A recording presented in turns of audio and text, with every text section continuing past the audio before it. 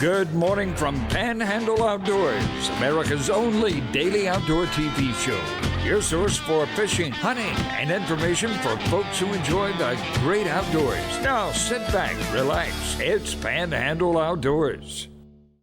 Good morning. Welcome to Panhandle Outdoors. I'm Bill Allen. I'm sitting in for Winston Chester this morning. We have a tremendous show lined up for you, and if you can't tell by the shirt, we're mainly going to be talking about redfish today. We're going to have some great tips. So I'm really looking forward to it. Got a real special guest in here with me. We're going to get to the tide situation today. We're looking at a low tide this morning at 1:20 a.m. and a high at 10:45. So, if you like to fish that incoming tide, you need to get out there soon, right after watching this show, and then a good falling tide this afternoon. Peak times are 8:15 to 10:15 this morning. Not a great super day. Tide's not moving a lot, but if you look on the forecast for the peak times, it's like 2 out of 4 fish, so decent day.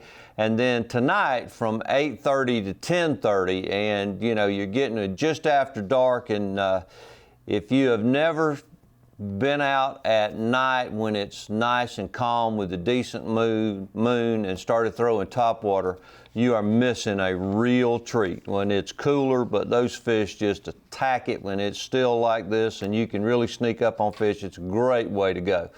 River readings. Apalachicola at Bluntstown, we've been through a steady fall after all of this high water. I know everybody's excited about that. We're looking at about 5.3 feet, and again, it's been a good steady fall. So great fishing, as you saw last week. Winston and Gail went out and caught some great brim. There's a lot of bass fishing going on, so a lot of people excited about this. Choctawhatchee at Caraville, it's 1.6, and it's been level, but it of course has been down for a week or so. And as always, when you're running around this river, when it's low, there are things sticking up that we haven't seen in a while. But also, with all that water coming out from being 14 feet, 16 feet, 18 feet, it pulls a lot of stuff, floats a lot of stuff into the river. So, run carefully, wear your life jacket and pay attention when you're out there running around. It can be a lot of fun, but it can be dangerous too, because a lot of things are floating and sticking up. And as I said, we got a great guest for you this morning. Going to have a lot of great tips, a super video at one point.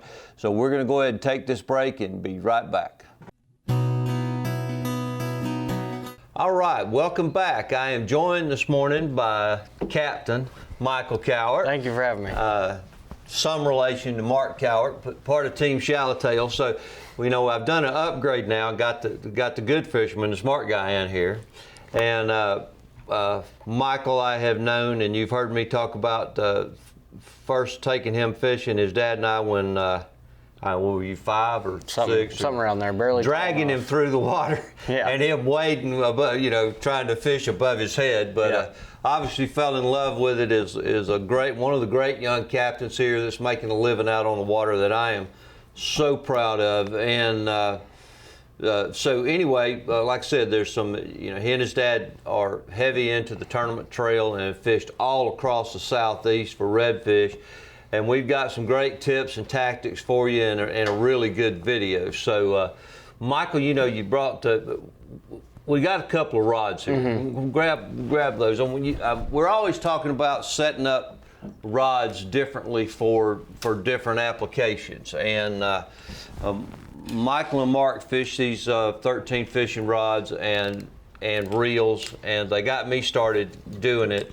But for instance, I am never getting in the boat without a topwater rod. That's right. Okay. I typically it's always that take same 4. one too, and you always got that same one tied on. Well, yes. If it works, stay with it. This is not a Dalton Allen situation where you change every time you catch a fish trying to do it, my son. So, Michael, talk about this rod a little bit. This rod right here, the setup, that's the 7.2. That's the 7.2 medium. That's the rod I throw 90% of the time. It's a super, it's just an awesome all-around rod. 7.2 is right in that window between 7 and 7.6, so you're not in that, you know, it's a good middle ground, really. You can get a lot of casting distance out of it, but you also have a lot of accuracy. It's got a lot of backbone, but it's a really sensitive rod. And 7.2 medium Omen Green is what I fish with almost all the time. If you pull up to the boat in a tournament, or if I'm just out on the water, I probably have, you know, most of those are the exact rod I'm throwing. Mm-hmm. Yeah, and this one, I use this one because these hooks are obviously sharp. But with the 3000 on it, and when I set it up, I've got a little bit heavier braid on this. And if you're not fishing braid, you need to be fishing braid. Yeah. Okay. This is a 15-pound braid. That's what is a 6-pound diameter, I think, 4 or 6 pound diameter. It's 4. And here I've got the Seaguar fluorocarbon that's 15 pounds on this. And this pink, this reddish color disappears in the water. But as Mike was saying, there's a lot of spine in this. You can cast it a long way, but with that fast tip, you get tremendous action, for tremendous walking the dog action with that. And then one that's set up for throwing spoons. Yeah, same rod, but a little bigger. This is 7.7 medium light, so a longer rod, a little bit, you know, softer of a rod, I guess you could say.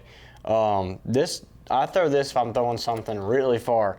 I throw a lot of light, soft plastics on this to really get a lot of casting distance. You got it set up for a spoon. It's great for that. You can launch something with this rod, this 7.7 medium light. You can, and I know if you throw something, it's going far. So I know you can long chunk cast. one. Long That's right. cast. Get away from the boat. Yeah, and this setup's a little bit different. The same reel, the 13 reel, but this has only got 10-pound fluorocarbon on it. Lighter, obviously the same color. I believe in that. And then also this is a 10-pound braid on here. And like Michael said, you take, you know, this, for instance, this little hammered copper spoon, you can throw it a country mile by letting the rod do the work. Yeah. Okay. I see a lot of people on the boat, they get out there and try and throw it so hard. I'm like, just let the rod work for you. Let it load up and let it cast. You're not throwing a cast net. You're not throwing a baseball. I always tell them, keep the reel in front of you where you can see it all the time and let the rod work. So, all right, just real quick, because I get asked about that a lot, why take so many rods? There's 2 more that I take set up for swim baits and for different things, but we're going to go ahead and take this break real quick and then come back and talk about some knots and some things we use.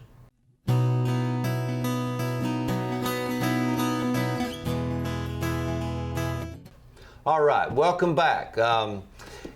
We could talk all day about rods, and in the last segment today, we're going to really show you some tips. Michael's got some great knots to show you and some stuff that he's fishing with here in Panama City. But we've got a video coming up. I've seen it. It's fantastic, except for the fact that I'm not in it. So tell us about what we're going to see. It's some clips of when we were practice fishing for the Elite Redfish Series in Louisiana last month. And I took my camera out there and we were on some really cool fish. Like it was abnormal, big schools, and really I decided to get out there and take my camera and let y'all see what it's like to look through our eyes when we're on the water over there sight fishing, and just kind of talk through what we're doing and why we're doing it, and just let y'all see what it's about when we're out there fishing in Louisiana. Yeah, in Louisiana, if you haven't fished over there, it's unlike anything else, right? It's crazy. It's crazy. You'll see. All right, yeah, well, let's go ahead and go to this video, Jeff, and I hope you'll enjoy it, and we'll be right back when it's done. All right, so this fish right here, there's actually a couple on this point. This is right when we got in this pond. We hadn't even been in this pond for like 20 yards, and we already saw a bunch of fish. And all the fish we're going to try and catch during this day are all smaller fish, like 4 or 5 pounders. That wouldn't help us in the tournament. So we're not sore lipping or good tournament fish. We're just having fun, getting some cool footage, catching some smaller fish. And it turned out that we actually never caught any good ones in the tournament anyway, so it wouldn't have made a difference.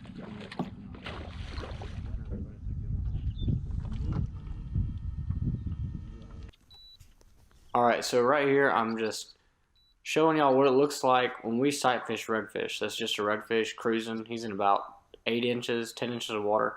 He's moving along real slow. He doesn't know we're there. We could have easily caught this fish if we wanted to, but I was just showing y'all what it looks like. This is actually a giant wad of redfish that we found right after we saw that fish that y'all just saw. We looked over and we saw something moving in the water, and we couldn't quite figure out what it was, and we realized it was just a giant wad of redfish. It's hard to see because of the glare on the water, but there's about probably 30 to 35 redfish all on top of each other in about a 8-foot radius, just circle. And they're just sitting, you know, like they'll be multiple deep. Like you'll see one, there's another one right below them. It's about 3 feet of water here. And trying to do a little camera work here. But it is a absolute wad of redfish. They were all different sizes, big, small. And I actually throw in here and just see how they react to my bait. I wonder if they would all just go crazy over it or if they would be indifferent or what. I bump one, bounce it off another one, and then finally one eats it. So I just couldn't help myself, had to catch one. Luckily it was one of the smaller ones and not a big one that we need for the tournament. But ended up not even finding that wad during the tournament, so it didn't really make a difference anyway. Not that good.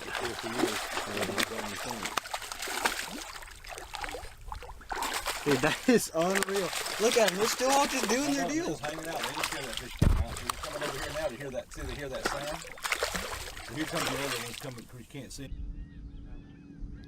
All right, so right here, we're just going along, and I noticed a giant coming down the bank, and I knew he was over, so I knew it'd be fun to catch. So I threw at him, and he didn't even seem like he wanted to eat. He just kind of nosed up to it and decided that he was going to eat it, and it was a lot bigger than I thought he was. When I threw at him, I thought it'd be like about a 30-incher or something like that, and he ended up being like, we never measured him, but he would have been over 35, 36 inches. It was a giant, and it was a lot of fun to catch on light tackle, but it was one that wouldn't have made a difference in the tournament anyway, so it was just fun to catch them, especially when you get to sight cast them.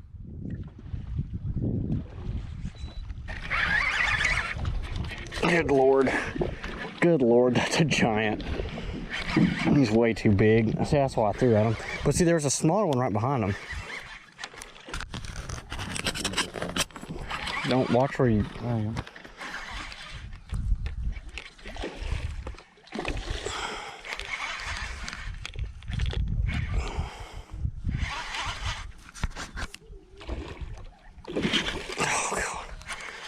You know when they pull drag, when the drag's all the way down, that's how you know it's a good one. Good Lord.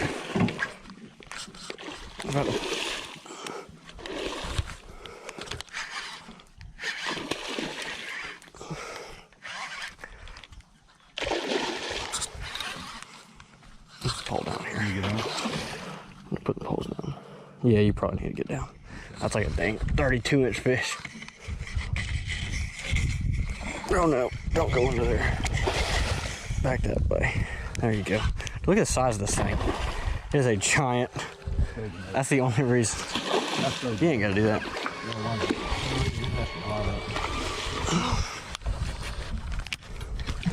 This is a brute. That's the only reason I threw at this fish. He was telling me not to throw, but I knew he was gonna be over. There wasn't a question about that. Oh my God. I told you it was a giant. So we know, you got it on? Yeah. So we know this fish is 15 pounds at least because he is just bottoming out the scale like there's no issue. Good grip on this big guy. Oh, Lee. That thing is huge. I can't even get them all in the frame. Did you got it zoomed out all the way? Yeah, I think so. Yeah, there we go. Okay. Dude, that's a toad, Michael. So this fish is easily over 15 pounds. He's probably about 33, 34 inches long. Just a giant. Saw him coming down the bank. Usually I wouldn't throw at a big fish, you know, a couple days before a tournament, but I knew this fish was, you know, definitely not the one we needed in the tournament. So, absolute giant. Gonna go ahead and let him go. Come on, sight fishing one like this. Like I said, I had that Concept Z, I had the drag locked all the way down. And whenever they pull drag on that, you know it's a giant.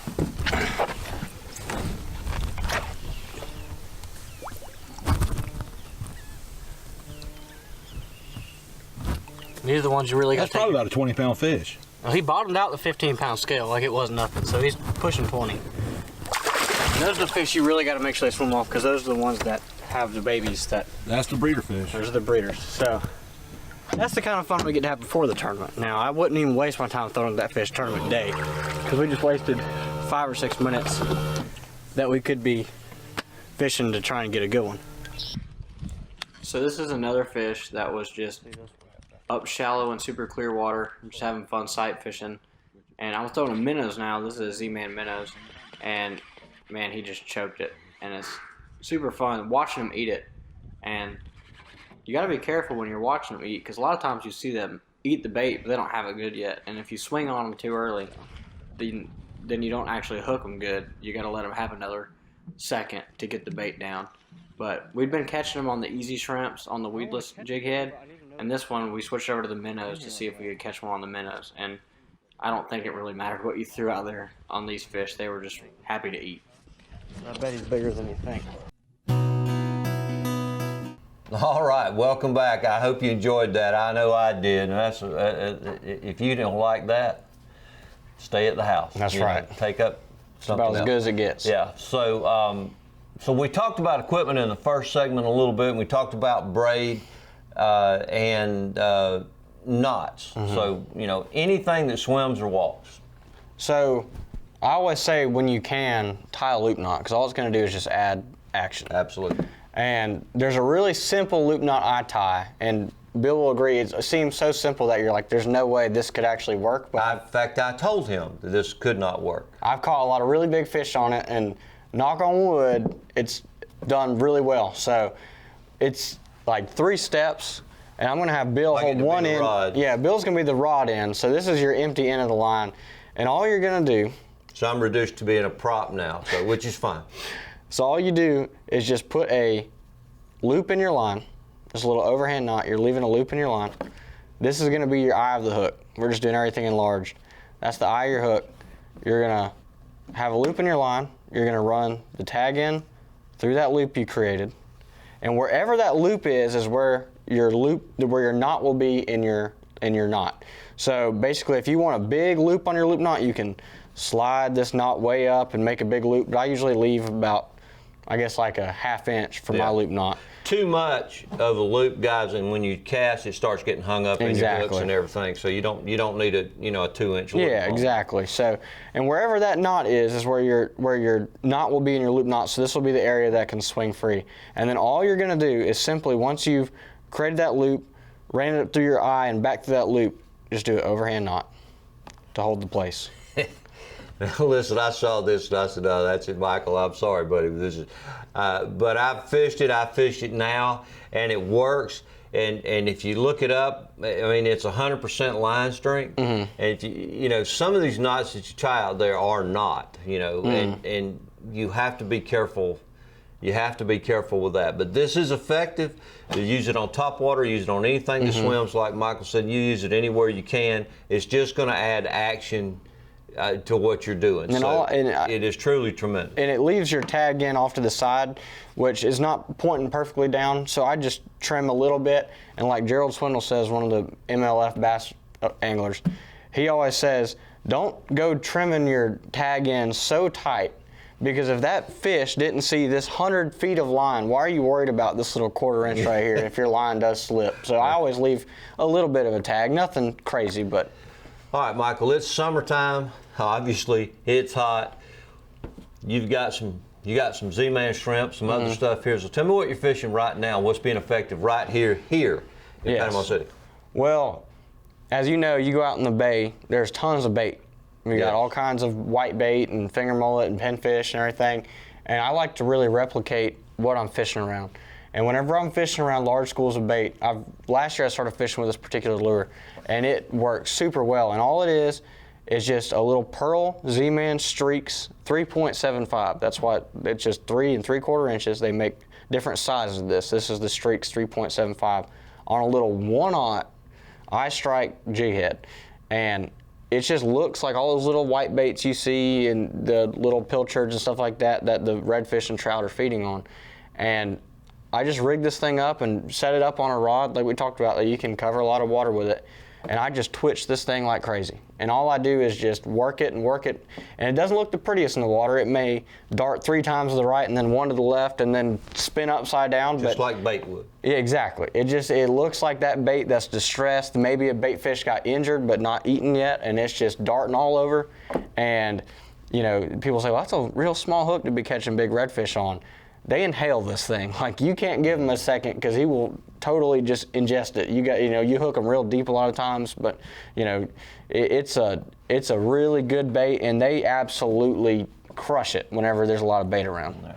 All right, and you got some other stuff. Oh, and by the way, and he's talking about this size hook because it needs to sit here. It needs to look like this, because if you got one of those longer shank hooks, you're taking all the action out of the bait. So this is plenty, and you can put it to them when they get it. So what else are you rigging and fishing right now? Well, talking about rigging, I know a lot of guys prefer stuff that's pre-rigged. Just pull out of the package, tie it on.